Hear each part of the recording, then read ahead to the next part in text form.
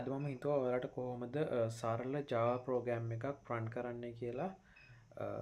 පැහැදිලි කරලා දෙන්න. ඉතින් මුලදිම ඔයාලා ලියා ගන්න ඕන එකක් access modifier එක. මේකේදී access modifier එක තමයි public කියන එක. සහ ඊළඟට class සහ මේ class එකේ name එක hello world xx කියලා මම දීලා තියෙන්නේ. right ඊට පස්සේ ඔයාලා මේක ඇතුලේ ලියා ගන්න ඕනේ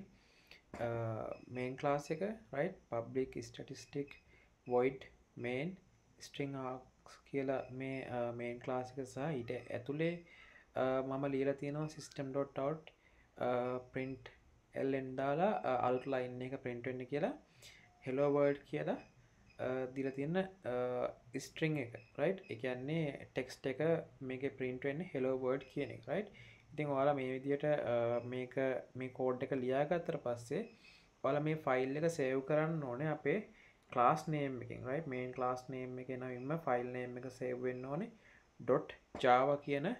file tag එකත් එක්ක right මෙතන මේ file එක ඔයාලා save කරන්න ඕනේ hello world xx.java විදියට සහ save file type එක දෙන්න all file විදියට right ඒ දේවල් කරාට පස්සේ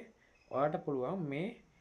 program එක command interface එක එහෙම නැත්නම් terminal interface එක run කරලා බලන්න. right අපි දැන් යමු මේක කොහොමද run කරන්න කියලා බලන්න. right ඉතින් ඒකට ඔයාලට අවශ්‍ය වෙනවා එකක් Java install කරලා තියෙන්න ඕනේ සහ ඔයාගේ path එක. දැන් මම මේ path එකේ path location එකේ cmd type කරලා පස්සේ මට command terminal interface එක open කරගන්න පුළුවන්. right ඒක ඇතුලේ ඔයා ඊට පස්සේ Java C කියලා මේ Java file එක compile කරගන්න right ඒ වෙනුවෙන් අපි Java C type කරලා file name එක මෙතන type කරගන්න ඕනේ right ඊට පස්සේ file name එක type කරගත්තට පස්සේ ඔයාට codings හරියට ලියලා තියෙනවා නම් මේ වගේ error එකක් පෙන්වන්නේ නැහැ right ඊට පස්සේ ඔයාට තියෙන්නේ Java කියලා type කරලා අපේ class name එක මෙතන type කරන්න right ඒක class name එක type කරාට පස්සේ ඔයාට පුළුවන් ඒක enter කරාට පස්සේ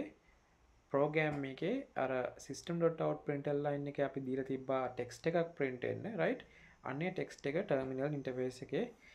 බලා ගන්න පුළුවන් program එක හරියට run වෙලා තියෙනවා නම්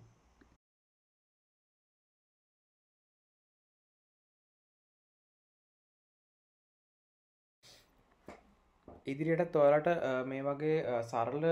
Java ෆයිල් එකක් හදාගන්න කොහොමද ඒ වගේම Java program run කරන්න කොහොමද සහ object oriented programming වලට සම්බන්ධ සියලුම concept